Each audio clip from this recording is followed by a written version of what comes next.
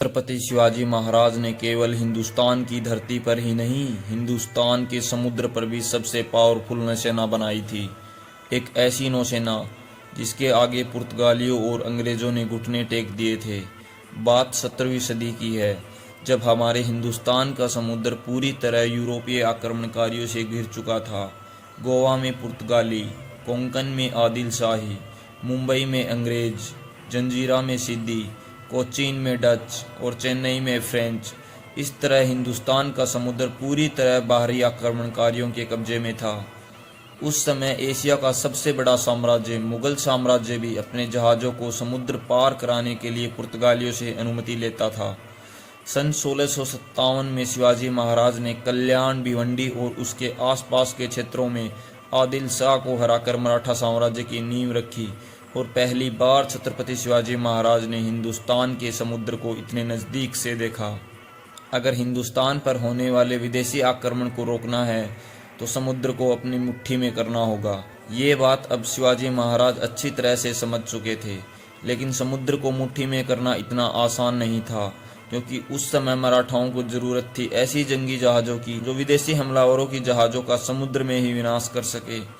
लेकिन उस समय पूरे हिंदुस्तान में किसी भी हिंदू राजा के पास खुद की नौसेना नहीं थी।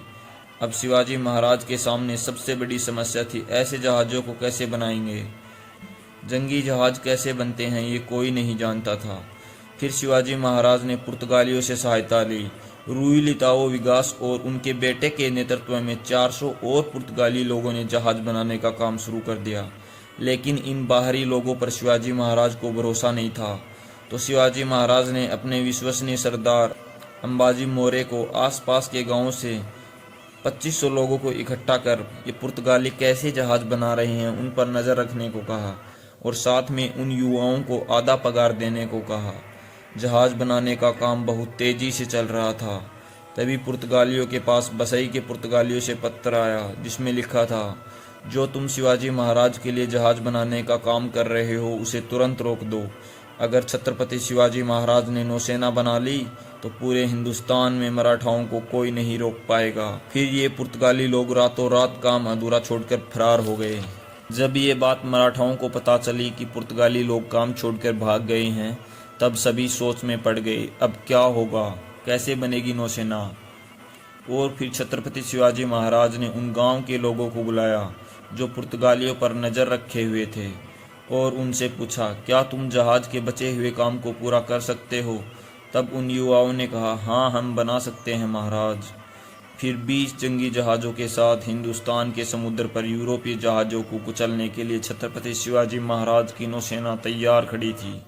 और आगे चलकर मराठा नेवी में 60 जंगी जहाज़ सहित 400 जहाज़, 5000 नौसैनिक और उन पर नज़र रखने के लिए छत्रपति शिवाजी महाराज ने मेनक भंडारी, दरिया सारंग जैसे महान व्यक्तियों की नियुक्ति की। फिर मराठाओं के जहाज़ ईरान, मक्का, पर्शिया और अन्य कई देशों में जाने लगे और विदेशी हमलावरों से सुरक्षा के लिए छत्रपति शिवाजी महाराज ने कोंकण के समुद्री तट पर खांदेरी, सिंधुदुर्ग, विजयदुर्ग जैसे किलों का निर्माण किया। पूरे हिंदुस्तान में छत्रपति शिवाजी महाराज ही ऐसे हिंदू राजा थे जिन्होंने खुद की पावरफुल नेवी बनाई थी। इसलिए छत्रपति शिवाजी महाराज को फादर ऑफ इंडियन नेवी भी कहा जाता है।